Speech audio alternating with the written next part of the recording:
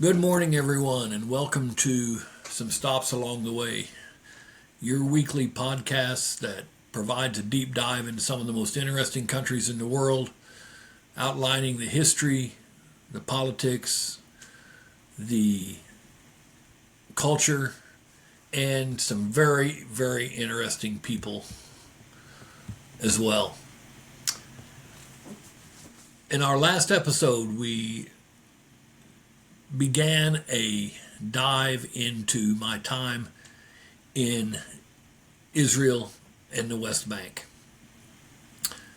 sometimes referred to as Palestine. I know that the term Palestine is a flashpoint for some, but for purposes of this podcast, I will often refer to the two entities as Israel and Palestine, although when I talk about Palestine, I mean primarily what is referred to as the West Bank, and we'll talk more about that in just a little bit.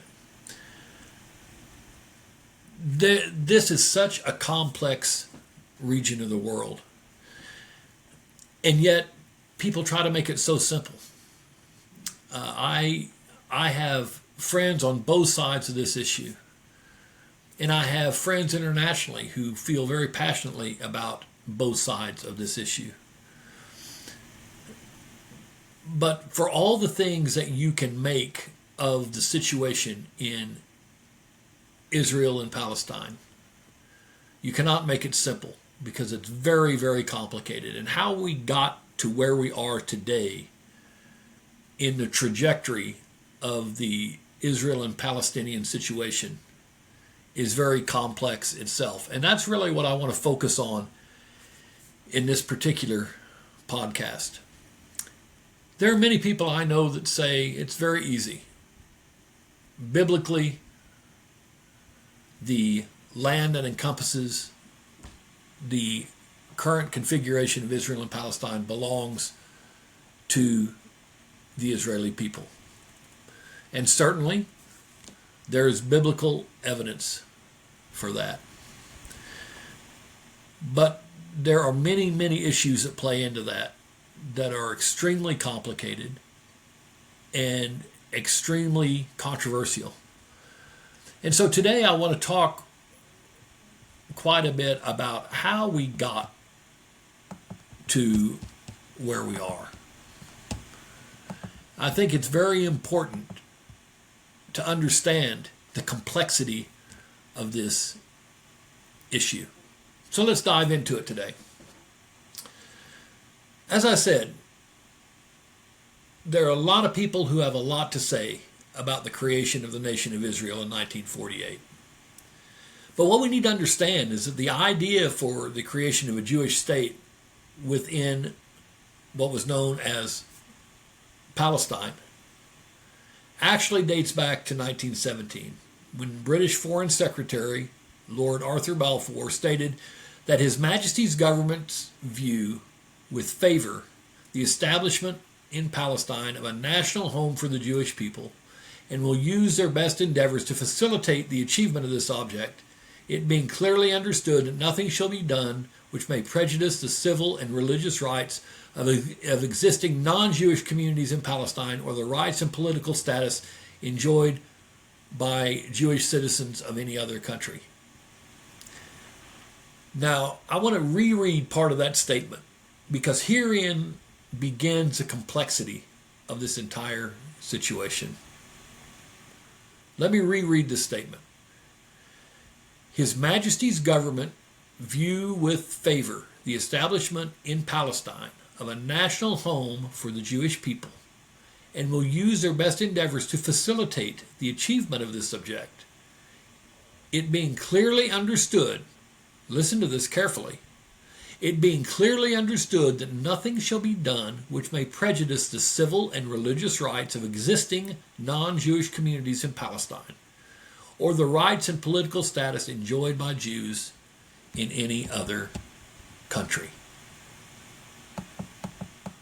That statement planted the seed for the complexity of this situation, because it clearly supports the creation of a Jewish state.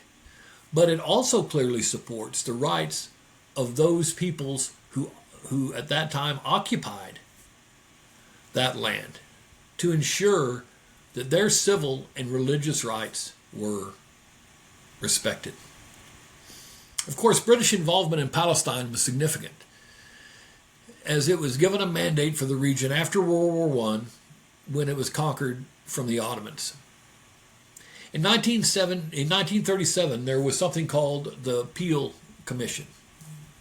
Lord Peel was a very famous British politician that suggested positioning Palestine and petitioning it, actually, into an Arab state and a Jewish state. So we see the seeds of what has created this complexity didn't just happen in 1948.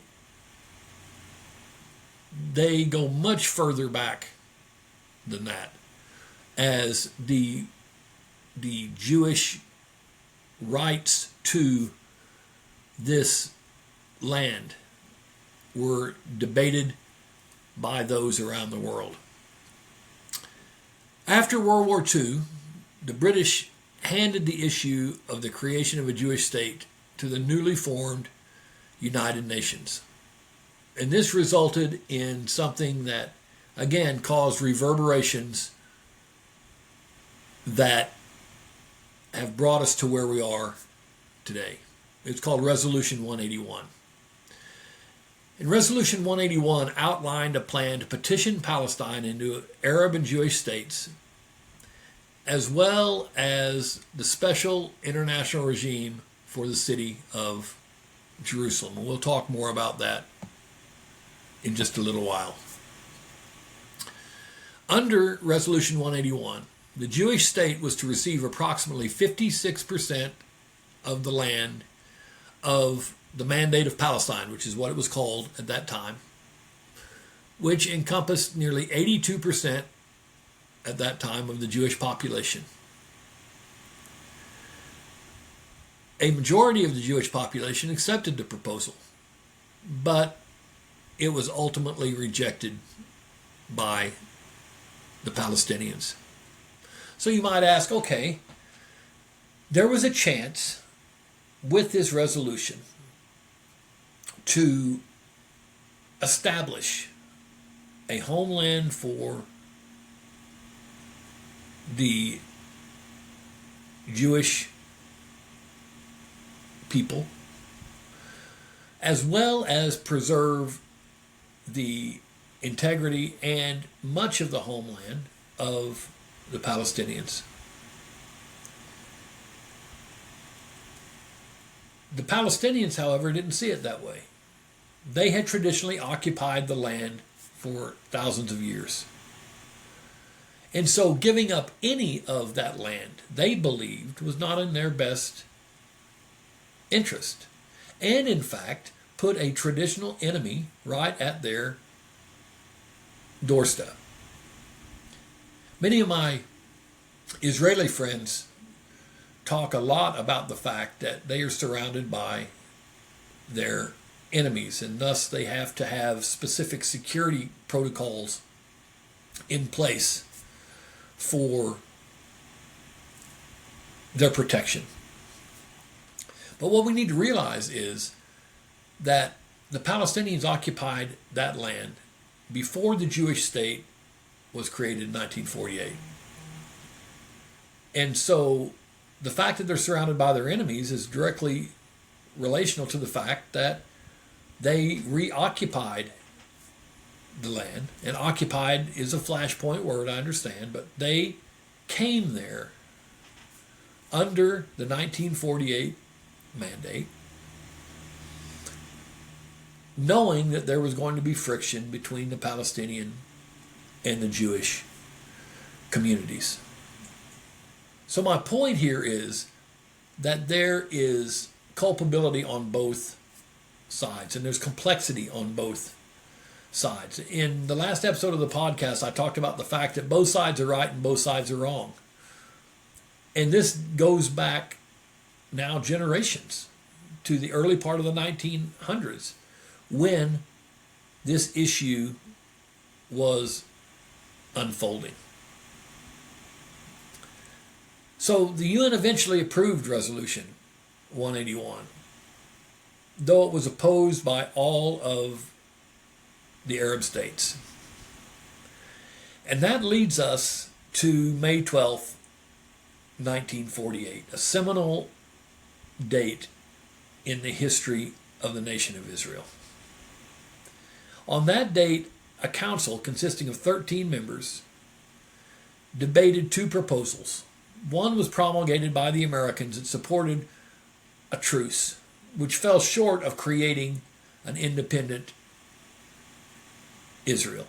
Basically, the Americans wanted to establish a truce between the parties to allow for them to live together in harmony. The other proposal was declaring independence. Israel's first president, David Ben-Gurion, was one of the supporters of independence.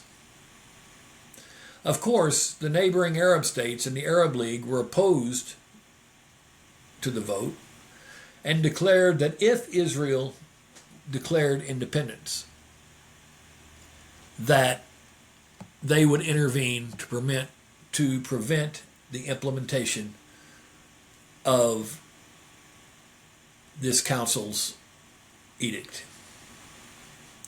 Over the next few days after the declaration was passed, and the council ultimately voted to establish an independent nation of Israel,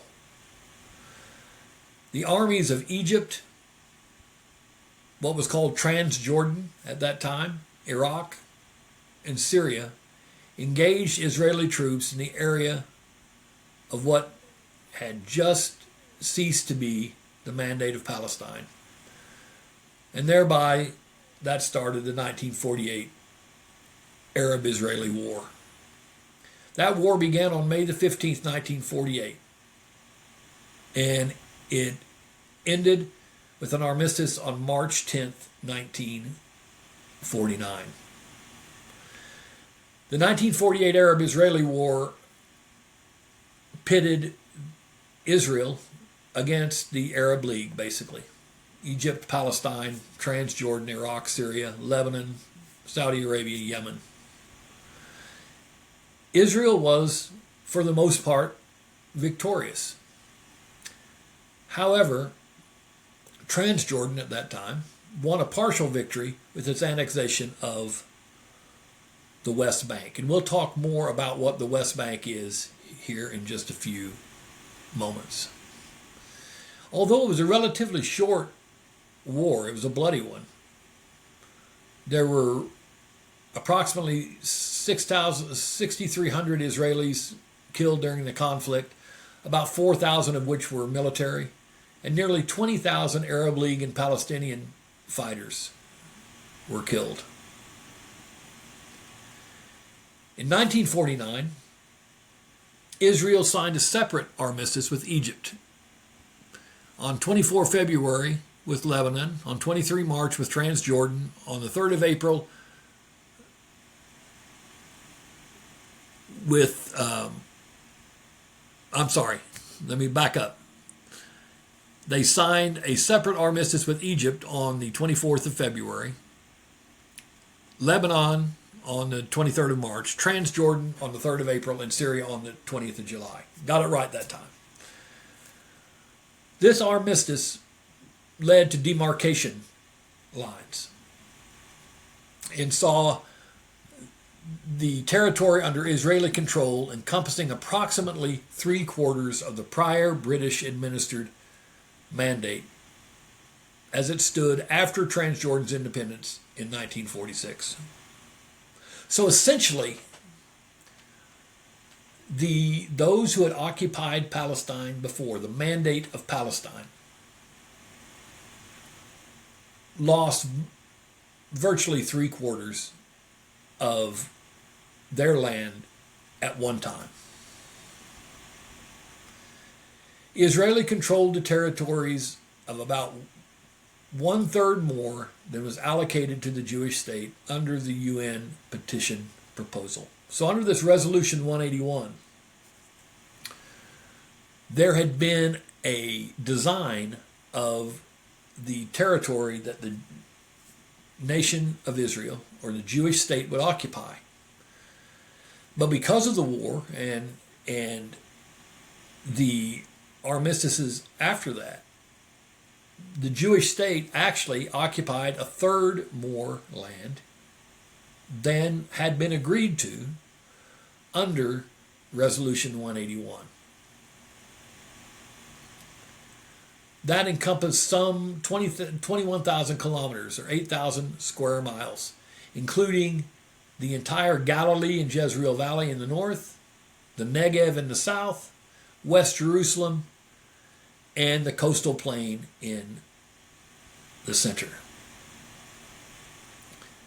So while Jordan controlled the West Bank, which was established after the 1948 war, tensions with Israel continued to rise. And this continually got worse with the contentious relationship of all those involved, and eventually led to the Six-Day War in 1967, which involved Israel and Egypt, Syria, and Jordan.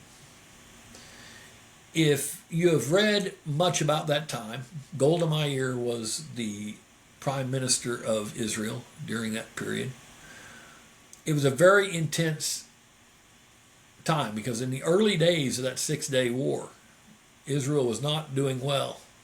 But then some bold moves on their part turned the tide of that war. And in 6 days, the Israeli Defense Forces defeated Egypt, Syria, and Jordan. Israel lost more than 850 soldiers during the Six-Day War, with much higher losses by the Egyptians, Jordanians, and Syrians.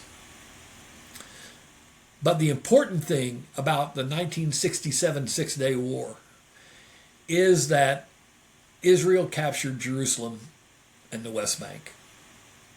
Now let's pause here for 1 minute.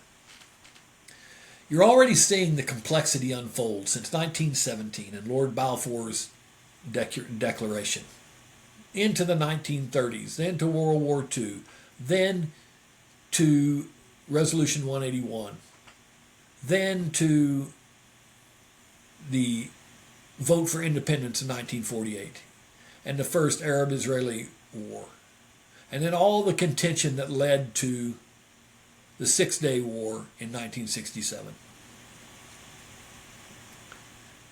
And so all the gains, Israel had already controlled 3/4 of the land that had been the Mandate of Palestine. Now, after the Six-Day War, they also controlled Jerusalem and the West Bank. We'll talk more about the city of Jerusalem, but it is a holy and sacred site in both Islam and Christianity, and to the Jewish population as well. It has great significance. It is probably a city that has had more attention and occupation and conflict than virtually any city in history, because it seems that everyone wants to control it. It was a traditional capital of the Mandate of Palestine. It's a sacred area for the nation of Israel, and of course for the Jewish people themselves. And that's why this city is so contentious. Outside of East Jerusalem, in the former Israeli-Jordanian no man's land, the West Bank remained under Israeli control until 1982. And we'll talk more about that in just a moment. So let's talk about this area of East Jerusalem, because you heard me refer to that in the first episode and how comfortable I was living in East Jerusalem during my time there. East Jerusalem is heavily Muslim area. It is under the auspices now of what is called Area A, and we'll talk more about that in a few moments. But East Jerusalem there's no restrictions to go from East to West Jerusalem, by the way. But I remember in living in East Jerusalem and working in Ramallah, which is also in Area A, that it was almost like this parallel universe. Because on my days off, I would walk from my hotel in East Jerusalem down to the Damascus gate, the gate which Paul passed through on the road to Damascus.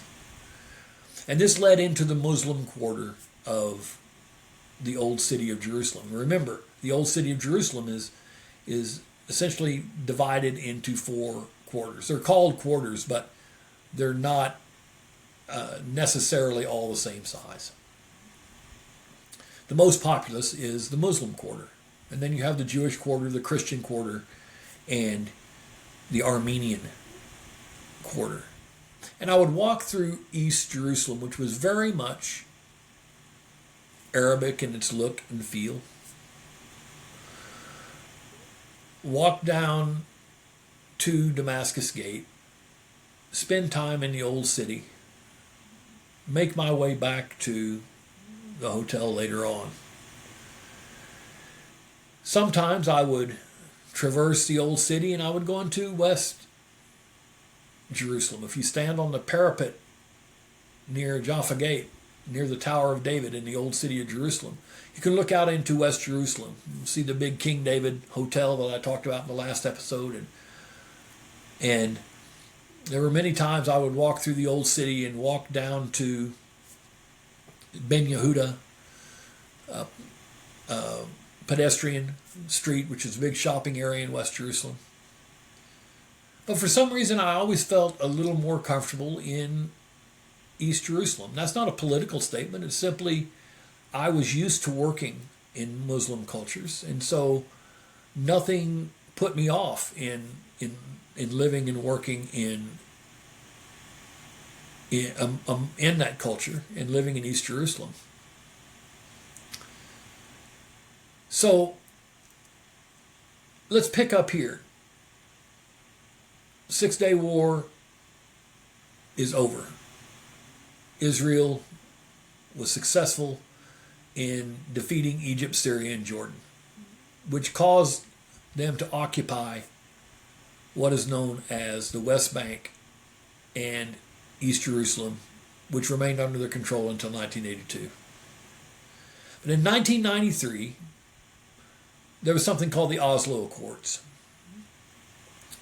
The Oslo Accords was essentially a peace agreement between, at that time, the Palestinian Authority and Israel. It involved 3 very instrumental leaders at that period of time. Yasser Arafat, the Palestinian Authority, Yitzhak Rabin, and Shimon Peres of Israel. And by the way, all 3 of those men won the Nobel Peace Prize for their work to bring peace through the Oslo Accords. And we'll talk more about that later as well. But what the Oslo Accords did was it established a rule of governance for Israel and the West Bank. And through it, it established the now famous areas A, B, and C, which I dealt with. Anyone who lives and works in Israel and Palestine deals with on a daily basis. So let's talk about those three areas. Area A is approximately 11% of the West Bank, and it's established under full Palestinian control according to the Oslo Accords. Palestinians both civilly and militarily control Area A. Israeli citizens cannot go to Area A. It's illegal for them to go there.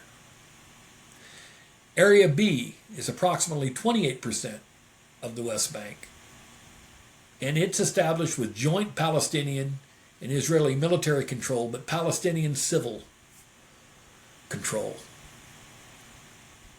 And then there's Area C, which is approximately 61% of the West Bank, which is established under full Israeli administrative and military control. And Area C has really been this flashpoint that has emerged, if you will, out of the Oslo Accords. So let's talk about each one of these areas. In Area A, which is under full Palestinian civil and military control, there are cities such as Ramallah, Gaza City, Nablus, Bethlehem, Hebron, Jericho, and East Jerusalem. I have memories of every one of these cities because I worked in Area A and traveled extensively throughout Area A. Our project office was in Ramallah. And to get to that office, I lived in East Jerusalem. I would cross a checkpoint in the morning and the afternoon, in the evening, which I talked about in the first episode, called Palindia. And so the ingress and egress from Ramallah was controlled by the Israelis. Ramallah is the seat of government for the Palestinian Authority, which is currently under the leadership of President Mahmoud Abbas, Abu Mazen, he's called, and is a very vibrant city in its own way.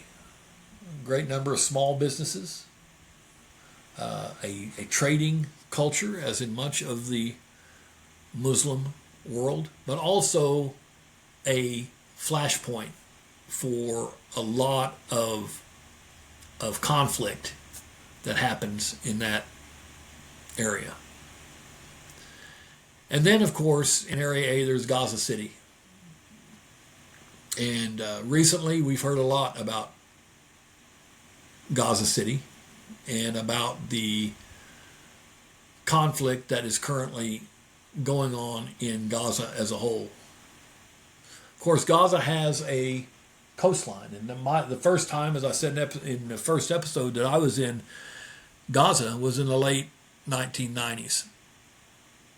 This could be a beautiful place. I mean, the coastline is pristine, but Gaza City itself has been not just wrecked because of war, but its economy was wrecked long ago by its own government, Hamas, which we'll talk about a little bit later.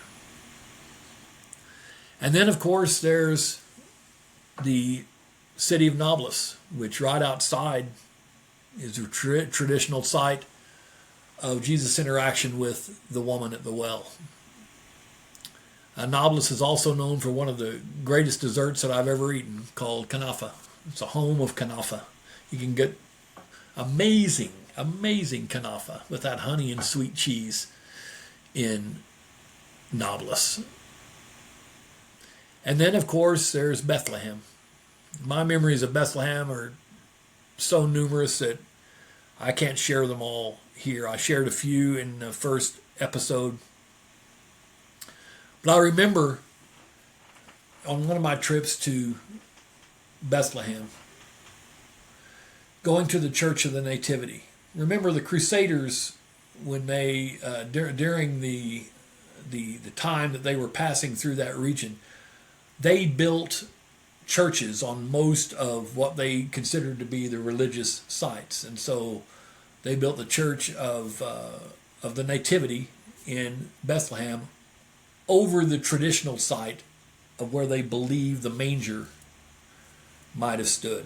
And in the bottom of that church is a monument to the traditional site of the manger. And so the first time I went there, it was you couldn't even get into the bottom of the church very well because there were so many Russian tourists there who were ritualistically leaning down and kissing the floor and worshiping the birth of Christ, which I think is quite ironic given the predilection of the Russians to create panic and mayhem around the world. But that's another discussion for another day. But I waited patiently, and finally the Russians disseminated. And I went down and simply sat quietly and reflected on this holy site. I used to walk the streets of Bethlehem regularly and wonder, how did we get to this point where such a holy city like Bethlehem would be so contentious and so cut off and so conflict oriented and so filled with hatred and angst, when it was literally the site of the most magnitudinal event in the history of the world. I think that Bethlehem in some ways is an example of the overall complexity of this issue. Also in Area A is Hebron. Hebron is, as I said in the first episode, it is the burial place of Abraham and Sarah. Every time I've been to Hebron, there have been issues. There's a small Jewish enclave there surrounded by Palestinians. It's a flashpoint for all types of conflict, both overt and covert. And then in Area A, there's Jericho, the site of the traditional march around the walled city of Jericho, the blowing of trumpets, and the walls falling so that the Israelites could occupy Jericho in Bible times.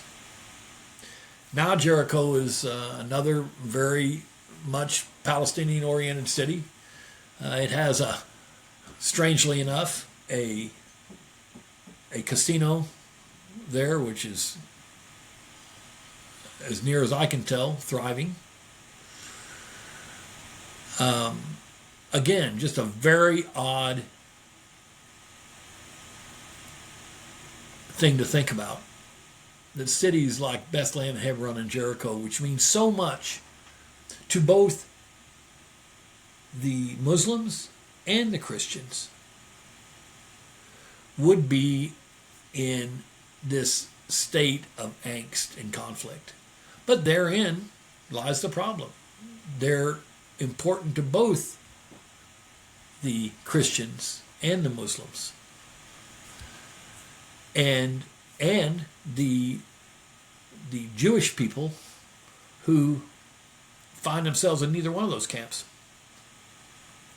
And so it's very difficult to see how there wouldn't be conflict in some ways.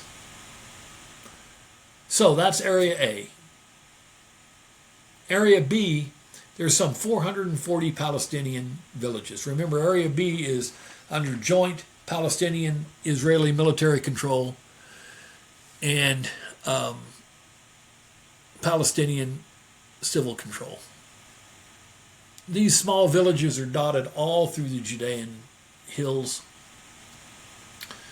and again have become a flashpoint for conflict in many ways. And then there's Area C, which is West Jerusalem, Tel Aviv, Haifa, all the and all the Israeli settlements that dot the West Bank. And it's these settlements that have become a visible flashpoint for the Palestinians. Okay?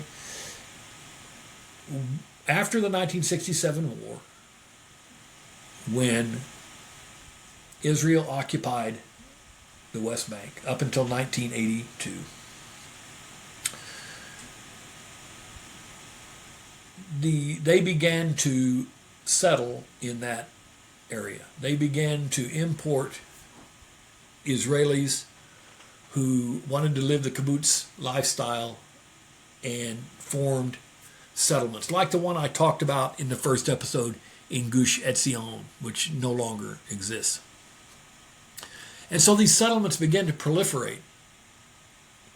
And remember, they are now in an area that was formerly, after the 1948 Arab-Israeli War, occupied by the Jordanians and was essentially the West Bank. And so the Palestinians, their perception is that we've already lost 3/4 of the land that was ours under the mandate of Palestine. Okay? Whether you argue that biblically it was never theirs, that's another discussion. But the way they see it, under the mandate of Palestine, we lost 3/4 of our land, which was more than Resolution 181, than the Israelis agreed to under Resolution 181.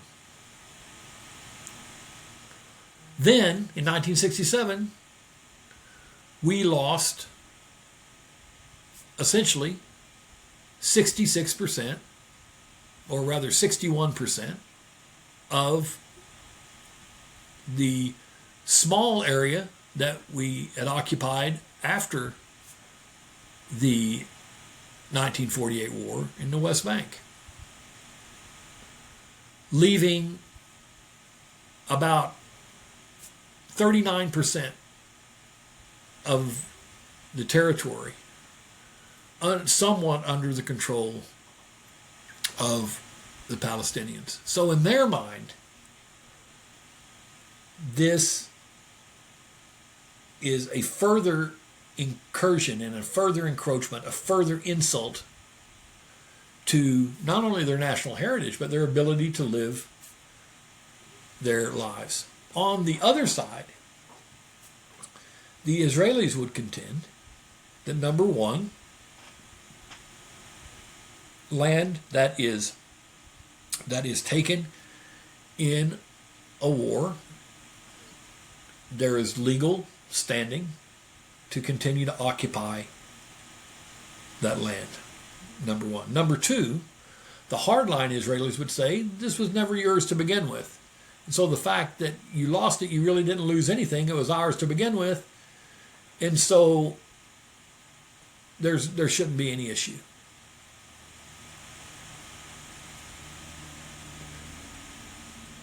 They also contend that this is a security situation, that this land has to be controlled, Area C especially, by the Israelis to secure their borders and to stop what was rampant insurgency and in their mind, rampant terrorist activities prior to and after, especially after 1967. And even more so after the Oslo Accords in 1993. Are you starting to see how convoluted this is? So now you have Area A, you have Area B, Area C, you have all these rules and regulations. And then, of course, you have this security wall. And in the next episode, we'll talk more about the security wall. I'm not going to get into it deeply right now. But in addition to all of this conflict over the land itself, the security wall has now become a visible reminder for the Palestinians that they're cut off from their traditional homelands. And to the Israelis, it is a sign of the fact that they are at threat from what they perceive to be enemies. So when they see their side of the wall, they see protection and the necessity to secure their borders. When the Palestinians see it from their side and paint the graffiti and the slogans on the wall as very much like the East Germans did the Berlin Wall, they see this as a symbol of everything that's wrong in that area of the world and the oppression that they live under on a daily basis. This is a very convoluted situation. I stood in Ramallah one morning on a very important Muslim religious holiday and watched as the Kalindia checkpoint filled up with papers being checked and people having to walk, old men, old women, young children having to walk kilometers and kilometers and wait in that checkpoint in the hot sun all day just to cross over so that they could worship in their traditional, what they consider to be their traditional homeland in East Jerusalem. And they were angry. They were hot. They were tired. This is just a flashpoint in the creation of this deep resentment that exists on both sides. So every generation that is born on both sides deals with this every day. And so it's like a wound that never heals. It's like a scab that gets picked until it bleeds every single day, because no matter how young or old you are, you're dealing with this on a daily basis. And your mindset becomes very clear. Now, certainly there are on both sides, and I have very good friends on both sides that we call peaceniks. They just want peace. They want to work it out, a two-state solution that everybody can deal with. But quite frankly, there's very little support for a two-state solution outside of the international community. When you talk to the people there on both sides, there's still a very rampant feeling of loss on both sides. The Israelis, in that they're still part of our homeland that is unavailable to us. And the Palestinians that look at everything that we've lost. Very, very difficult situation. 164 nations refer to the West Bank, including East Jerusalem, as occupied Palestinian territory. The United States is not one of those nations. The United States support for Israel has been virtually continuous. We've been seminal in all of the discussions to bring some type of peace to the Middle East, going back to Jimmy Carter and Menachem Begin in the late 70s, in the late 1970s, to the run-up to the Oslo Accords in 1993. So what has this done to the economy of the West Bank? Well, the sum effect after 2 decades is that 15% of all Palestinian firms in the West Bank and Gaza employ around 8 people, and 32% have 7 or less.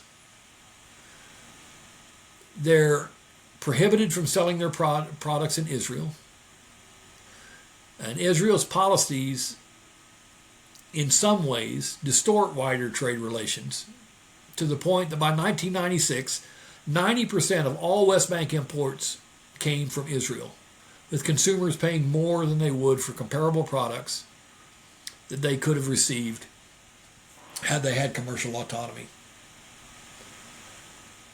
Again, this is not a political statement. I was there. I saw it myself. That if you live on the Palestinian side of that wall, your options for sourcing goods and services are very limited. And you pay what you pay.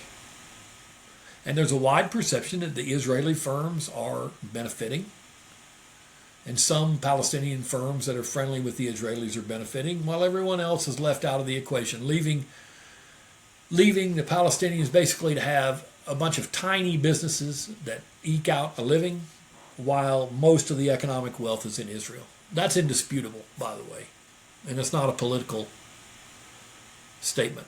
One of the things our project did was to try to increase the trade between Israel and the Palestinians, and to also bring more harmony to and freedom of movement to people. And we had some successes in that area, but it was very, very challenging. And again, every day, as internationals, we would see that wall and all these checkpoints, and what it meant to us was an inconvenience because it took time out of our day. What it means to the Israelis is security. What it means to the Palestinians is oppression. Everybody's got a side in this. And so it's not easy at all. But what you need to understand now, with all this complexity, and I've just led you through almost 100 years of how this issue evolved. And of course, it goes all the way back to biblical times, which we don't have time to address. But who are the drivers of all of this? And you can't really talk about that without talking about the political parties and the people who have driven this process. So let's start with the West Bank. There are really 2 groups that have control authority within the West Bank today. The one is the Palestinian National Liberation Movement, Fatah, which is a center-right party. It was started by Yasser Arafat, who led the Palestinian Authority from 1989 until his death in 2004. Strangely enough, in 1993, as I said before, Yasser Arafat was the winner of the Nobel Peace Prize, along with Yitzhak Rabin and Shimon Peres. And to this day, that's a huge flashpoint for a lot of people around the world. They say, how can someone who was labeled almost from the very beginning as a terrorist how could he win the Nobel Peace Prize? But again, you need to understand something. Yasser Arafat was labeled as a terrorist by the Israelis, the Americans, a huge majority of Christian groups around the world. But to the Arabs and to the Palestinians that he represented, he was a freedom fighter. And the actions that he took were actions of war. Again, no political statement here. Different narratives on both sides. If you lived on one side of this issue, on the Palestinian side, Yitzhak Rabin and Shimon Peres and those who ruled Israel were every bit as big a terrorist as Yasser Arafat. It's that convoluted narrative and this conflict-prone environment that causes these different worldviews.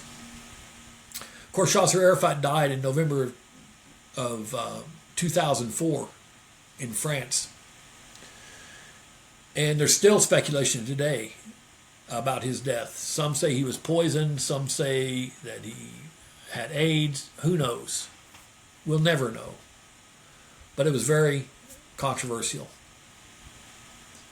There was a period of time where there was an interim government in the Palestinian Authority, and then in 2005, in January 2005, Mahmoud Abbas, Abu Mazen, who I've talked about before, took over the Palestinian Authority. The Fatah began as a party of direct and forceful opposition against the Israelis. What it's really morphed to this day, there's still conflict. There's still certainly activities that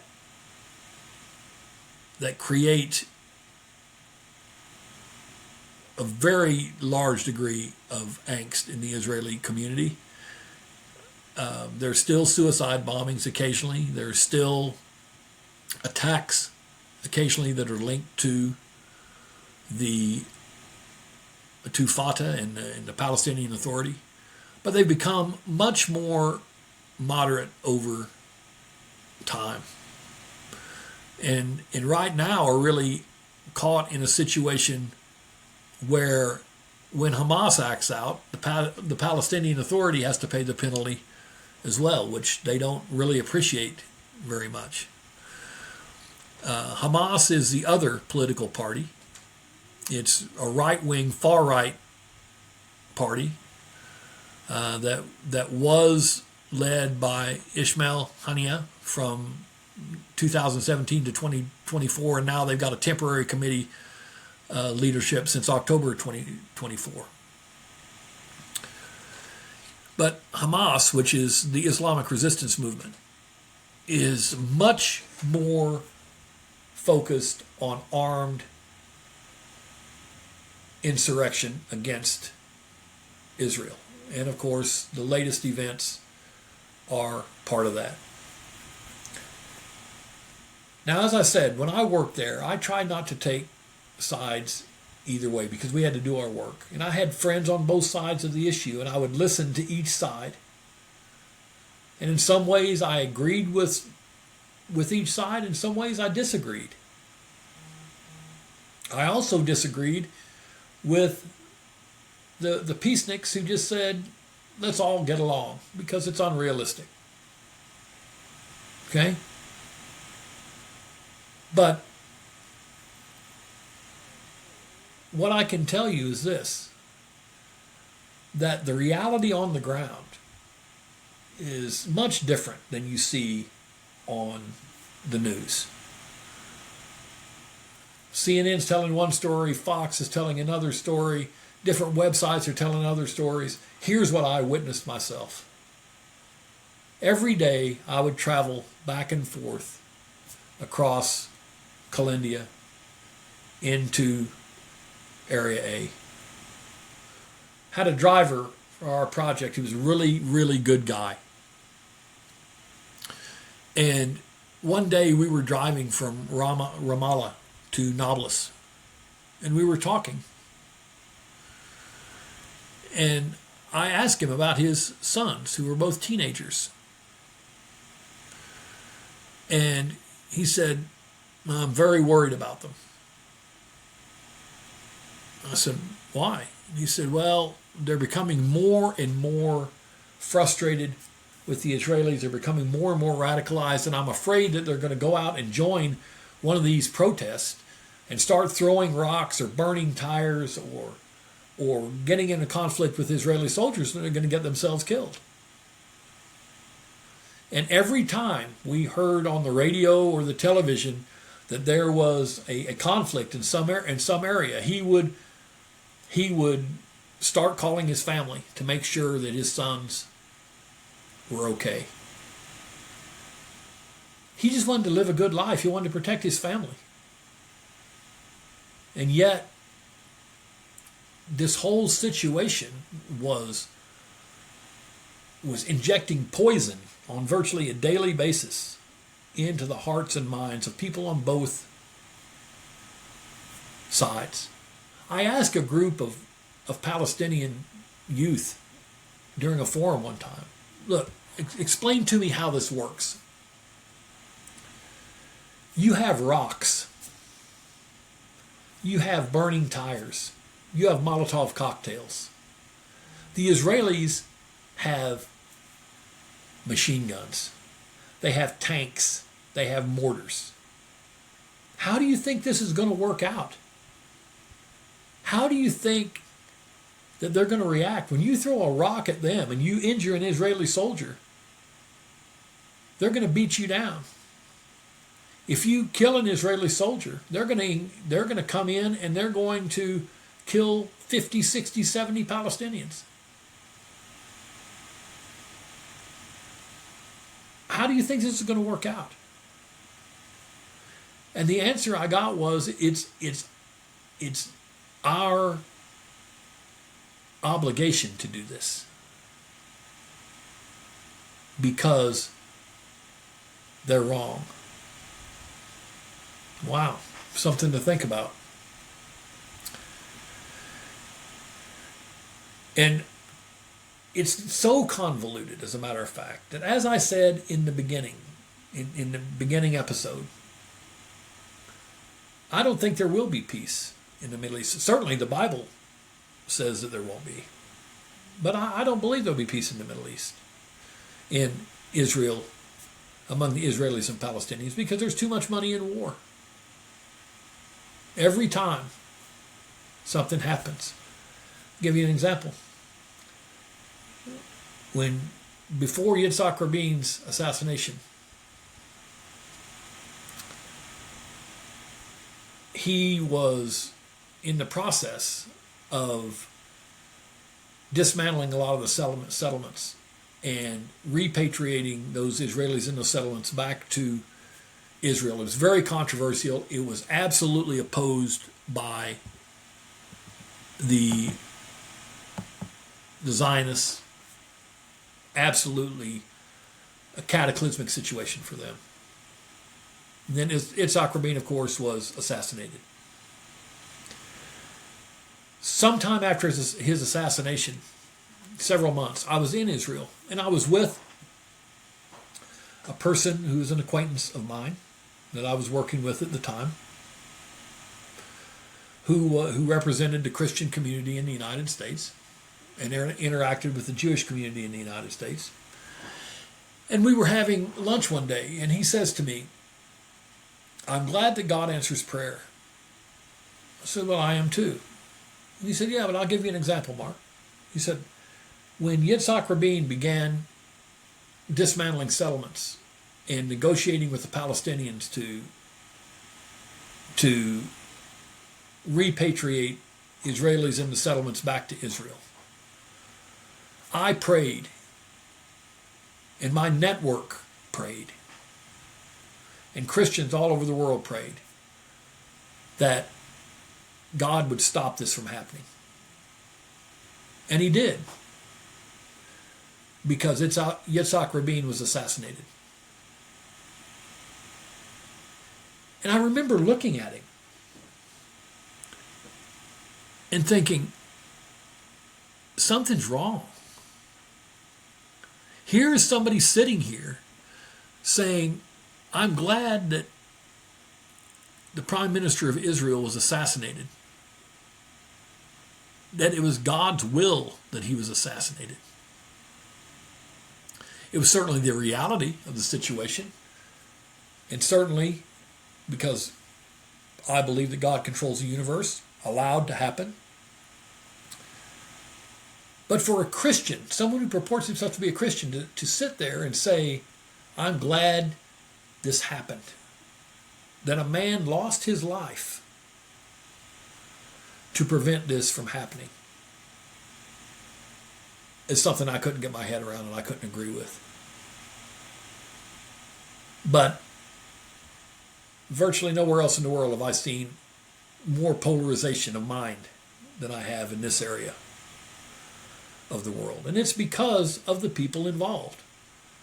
I've talked to you about Fatah and about Hamas. And I have no respect for Hamas at all. It's not a political statement. I've seen what they're doing to their own people. Forget about what the Israelis are doing for a minute. I've seen what Hamas is doing to its own people. I've been there. I've seen it firsthand. So you can't convince me that Hamas is right. Hamas creates an issue that affects all Palestinians then, causes Israel to react in a certain way, and then blames Israel for reacting that way when they know exactly what's going to happen. And they've aligned themselves with Iran and others who have continued to poison that situation and ensure that there's no peace. On the Israeli side, you have a plethora of political parties, but I'm going to just talk about some of the most prominent.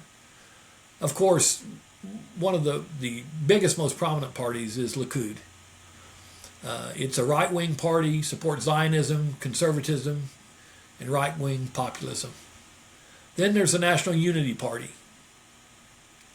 It's center to center-right, does support Zionism. And then Yesh Atid is a major party. It's a center party. It's a more secular party. And it's a party that supports a two-state solution.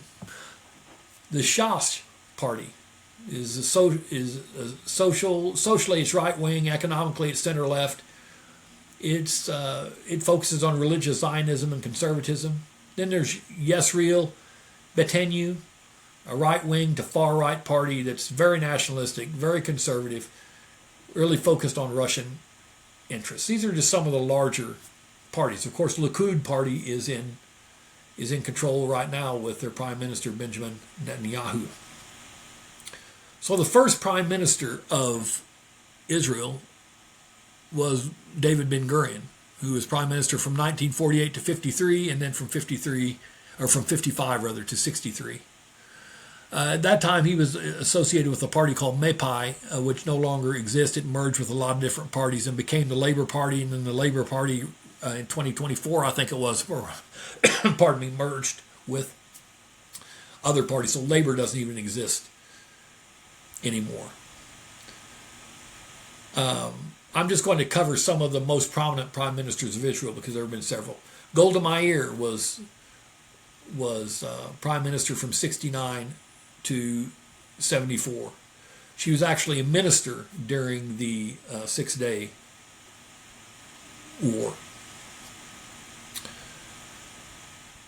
Again, she at that time was with the Labour Party. Then there was Yitzhak Rabin, who was prime minister in 1977, and then again from 1992 until his assassination in 1995. Again, at that time with the Labour Party, which no longer exists. Then, of course, the famous Menachem Begin, who, along with Jimmy Carter, brokered the peace agreement in the late 1970s, was prime minister from 77 to 83, and he was with Likud. Shimon Peres was in the Labor Party. He was prime minister from 84 to 89 and from 1995 to 96. And then began the rise of Benjamin Netanyahu, Bibi, they call him, who was prime minister from 1996 to 99, 2020 and 2021, and now from 2022 to present. He is a stalwart of the Likud party. Ehud Barak was the prime minister from 99 to 2001, and Ariel Sharon, who's Likud as well, was prime minister from 2001 to 2006. And it was Ariel Sharon's actions actually that created the major intifada with his visit to the Temple Mount, that kind of kicked off the very debilitating intifada. Later on, he adopted a more centrist posture and started actually closing down some of the settlements in the Palestinian areas, of which Gush Etzion, which I mentioned in my last episode, was one of those. I remember when I was in Gush Etzion, I was talking to one of the city leaders there, and all these settlements, because they were surrounded by Palestinians, they had really arsenals in their community. And I was having lunch with some of the settlers, and one of the settler leaders said, "Look, we know that they're coming. Eventually, they're going to come for us. And this cache of weapons is not to fight against the enemies that are around us, the Palestinians. These weapons are to defend ourselves when our own government comes and tries to move us off this land."